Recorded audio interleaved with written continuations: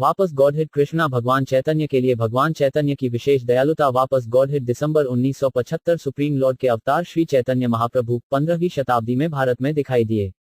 उनका मिशन स्वतंत्र रूप से भगवान के शुद्ध प्रेम को सभी को इस बात पर विचार किए बिना वितरित करना था कि कौन योग्य या अयोग्य था। उन्होंने भविष्यवाणी की कि पूरी दुनिया एक दिन प्रभु के पवित्र नामों का जाप सुनती है। निम्नलिखित 3 आख्यानों में से पहला श्रीमद् भगवतम के लिए श्रील प्रभुपाद के परिचय से निकला हुआ है। अंतिम 2 को श्री चैतन्य कार्तमरा के उनके अंग्रेजी अनुवाद से लिया गया है, जो भगवान चैतन्य के जीवन और शिक्षाओं का एक व्यापक खाता है। शराबी भाइयों को वितरित करना। जब लॉर्ड चैतन्य नवद्वीपा शहर में प्रचार कर रहे थे, तो उनके 2 करीबी सहयोगी नित्यानंद प्रभु और हरिदासा ठाकुर ने मुख्य सड़क पर एक शोर भी भीड़ से संपर्क किया। उन्होंने राहगीरों से सीखा कि 2 भाई जगाई और मदहाई एक बार फिर एक शराबी स्थिति में गड़बड़ी पैदा कर रहे थे। इन दोनों भाइयों का जन्म एक सम्मानजनक ब्राह्मण परिवार में हुआ था, लेकिन बुरे जुड़ाव के कारण वे सबसे खराब प्रकार के दुर्व्यवहार बन गए थे। न केवल वे शराबी थे, बल्कि वे मांस खाने वाले, महिला शिकारी और चोर भी थे। नित्यानंद प्रभु ने फैसला किया कि ये 2 गिरी हुई आत्माएं सबसे पहले भगवान चैतन्य के संकतारण आंदोलन द्वारा वितरित की जानी चाहिए। यदि उन्हें अपने पापी तरीकों से दिया गया, तो भगवान चैतन्य का अच्छा नाम अभी भी अधिक महिमामंडित होगा।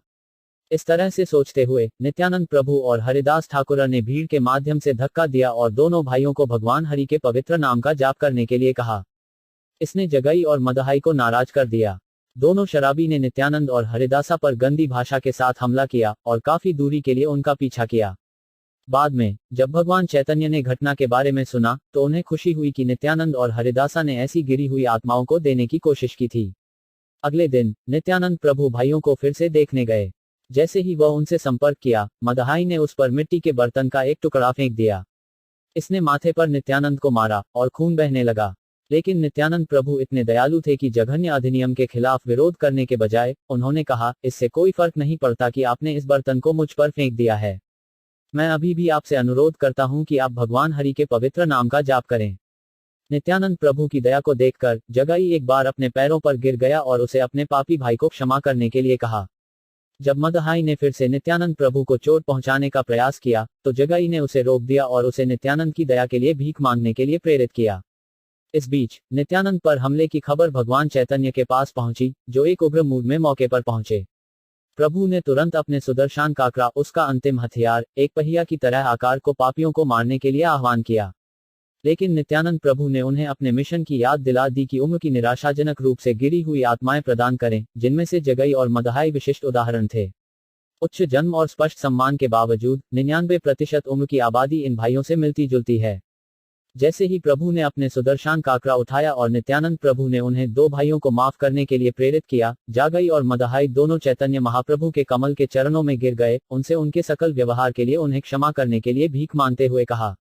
नित्यानंद ने अपनी याचिका दोहराई जाने के बाद प्रभु उन्हें एक शर्त पर स्वीकार करने के लिए सहमत हो गए। इसके बाद वे पूरी तरह से अपनी सभी पापी गतिविधियों को छोड़ देंगे। दोनों भाई सहमत हुए और प्रभु ने उन्हें स्वीकार कर लिया। उन्होंने फिर कभी अपने पिछले दुष्कर्मों का उल्लेख नहीं किया। यह घटना भगवान चैतन्य की विशेष दयालुता को दर्शाती है। इस उम्र में कोई भी पापी होने का दावा नहीं कर सकता है, फिर भी भगवान चैतन्य किसी को भी स्वीकार करते हैं, चाहे वह कितना भी पापी क्यों ना हो, इस शर्त पर कि वह वादा करता है कि वह एक आध्यात्मिक गुरु के शिष्य के रूप में स्वीकार किए जाने के बाद पापी गतिविधियों में लिप्त नहीं है। बौद्धों की शुरुआत दक्षिण भारत के अपने असाधारण दौरे पर भगवान चैतन्य ने कई गांवों का दौरा किया और सभी निवासी पवित्र नाम हरि और कृष्णा का जप करके वैष्णव कृष्ण के भक्त बन गए। इस तरह कई हजारों लोगों को भौतिक जीवन के दुखों से वितरित किया गया था। कभी कभी प्रभु विभिन्न विरोधी दर्शन को हराकर कृष्ण चेतना के वर्चस्व को स्थापित करते थे।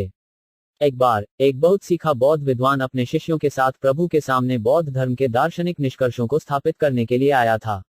बड़े गर्व के साथ उन्होंने 9 बौद्ध सिद्धांतों को आगे बढ़ाया, लेकिन श्री चैतन्य महाप्रभु ने उन्हें मजबूत तार्किक तर्कों के साथ टुकड़ों में तोड़ दिया। कई लोग बहस को सुनने के लिए इकट्ठा हुए थे और जब वे सभी हंसने लगे, तो बौद्ध, जो सभी नास्तिक थे, भयभीत और शर्मिंदा हो गए। नास्तिक मानसिक अटकलों और तर्क में बहुत विशेषज्ञ हो सकते हैं, लेकिन वे एक वैष्णव द्वारा पराजित हो सकते हैं जो दृढ़ता से उनके विश्वास और ईश्वर चेतना में स्थित है। बौद्ध समझते थे कि भगवान चैतन्य एक शक्तिशाली वैष्णव थे और वे बहुत दुखी घर लौट आए। बाद में वे प्रभु के खिलाफ साजिश करने लगे। उनकी योजना उसे अछूत भोजन खाने में चकमा देकर उसे बदनाम करने की थी।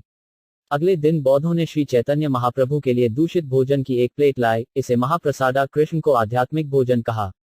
जैसा कि भोजन को प्रभु को पेश किया जा रहा था, एक बहुत बड़ा पक्षी झपट्टा मारता था, अपनी चोंच के साथ प्लेट को पकड़ता था और उसके साथ हवा में उड़ जाता था। सारा भोजन बौद्धों पर गिर गया और प्लेट खुद मुख्य बौद्ध शिक्षक के सिर पर गिर गई, जिससे एक शानदार आवाज आ गई। शिक्षक के सिर को प्लेट के किनारे से काट दिया गया था और वह तुरंत बेहोश जमीन पर गिर गया। इस आपदा में सभी बौद्ध शिष्य जोर से रोए और आश्रय के लिए श्री चैतन्य महाप्रभु के कमल के पैरों में भाग गए। उन्होंने उन्हें गॉडहेड के सर्वोच्च व्यक्तित्व के रूप में संबोधित करते हुए कहा, सर, कृपया हमारे अपराध का बहाना करें।